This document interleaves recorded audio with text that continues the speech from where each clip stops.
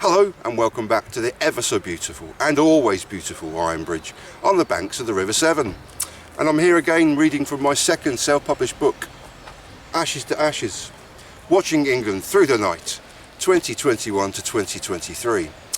And although we are here in Middle England on the banks of the River Severn, I'm hopefully going to transport you back to the very beginning of 2022 and the beginning of their tour to the West Indies. Bairstow, the centurion, on day one in Antigua.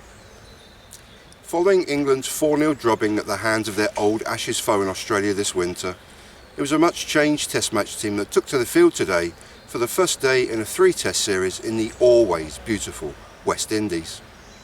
England had omitted their talismanic fast bowling partnership of Jimmy Anderson and Stuart Broad from the touring party, retained Zak Crawley as an opening batting partner for the debutant Leach, and included returnees to an England Test cricket shirt in the shapes of Dan Lawrence, wicketkeeper Ben Foakes, and bowlers Craig Overton and Jack Leach. At a windy Sir Vivian Richards Stadium in Antigua that was approximately half full, with 4/5 of which were sun-worshipping visitors from England escaping the tail end of a cold and unwelcoming winter, the names may have changed from Australia a couple of months ago, but the same old problems persisted early on, before Yorkshireman Jonny Bairstow dug his team out of a rather large hole. Morning session, England 57 for 4. England skipper Joe Root won the toss and decided to bat, no doubt hoping he wouldn't need to wield his bat in anger before the lunch break. Sadly for the England captain, he was in, and indeed out, even before the first hour's drinks break was finished, with his side teetering on the brink at 27 for 3. His was the third wicket to fall after both opening batsmen before him were dismissed early on, with debutant Leach falling LBW for just 4 runs to the ever-impressive Kemar Roach, and shortly after Zak Crawley fell to a brilliant diving catch from wicketkeeper Joshua De Silva off the bowling of Jayden Seales. De Silva's catch is already a candidate for catch of the series as Crawley got an inside edge past his stumps, arrowing away from a despairing dive from De Silva, who scooped the catch just above the Antiguan grass. The visitors limped to 39 for 3 at the first drinks break, with Dan Lawrence looking particularly self-assured, in control and top scoring at this stage of the innings with 20 runs, before he received a brilliant lifting delivery from the always impressive Jason Holder and edged a simple, if high catch to Jermaine Blackwood at third slip.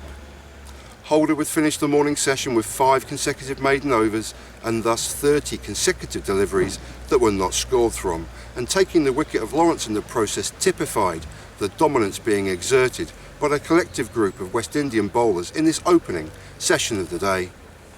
England edged their way to just 57 runs for the loss of 4 crucial wickets at lunch, and after 2 hours of play they already had their last 2 recognised batsmen at the crease, with Ben Foakes and Jonny Bairstow both on 5 runs. Afternoon session, England 145 for 5, Bairstow 35 not out. England started the afternoon session in a rush of runs for both Stokes and Bairstow, and by the drinks break they had pushed their joint partnership past 50 and crucially not lost their individual wickets in the process. In the first hour of play in this session, the 2 English batsmen added 46 runs in a somewhat slapdash style at times and at others through pure, controlled aggression, putting the West Indian bowlers on the back foot and far more defensively minded than in the morning session.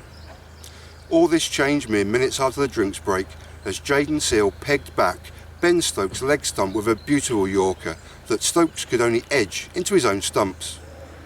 Stokes made a very well played 36, but cut a disconsolate figure as he traipsed back towards the pavilion, throwing his head skyward as he did so.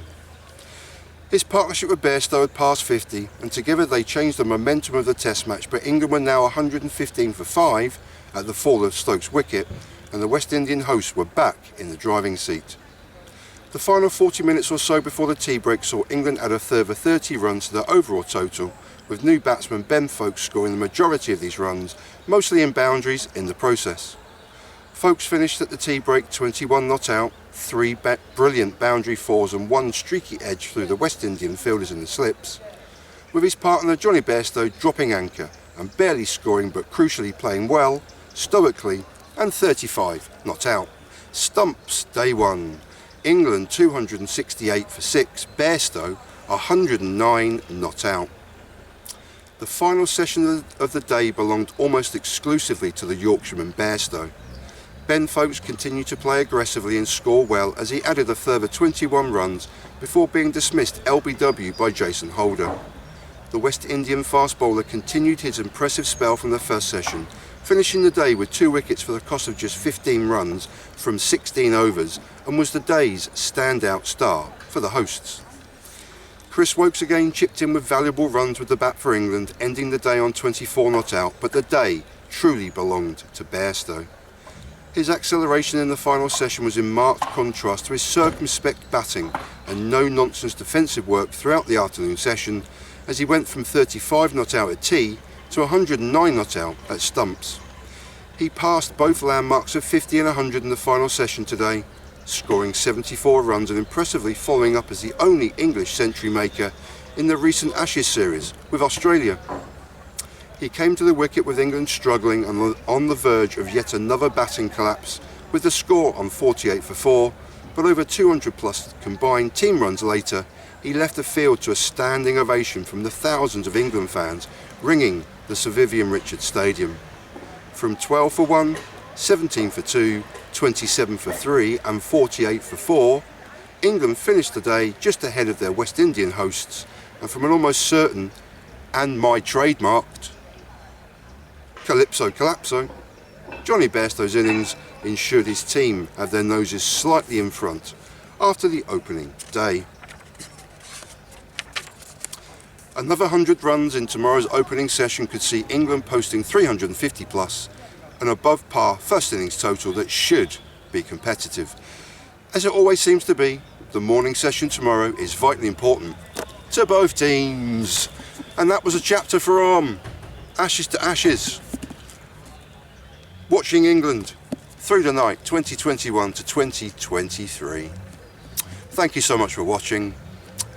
It's Saturday the 16th of September, I believe, and currently in the background, Ironbridge, beautiful, beautiful Ironbridge, is setting itself up for its World Heritage Day. So this afternoon, there will be a hive of activity behind me, walking across that beautiful bridge and all the way along the wharfage, just along here. It'll be absolutely jam-packed, the road will be closed, there'll be streetwalkers, jugglers, musicians, bands, everything. Hopefully I'm here this afternoon, and hopefully I can bring you a little flavour for that later on today and in further videos. So please stay tuned! Blimey. Anyway, I'll leave you in peace and in solidarity.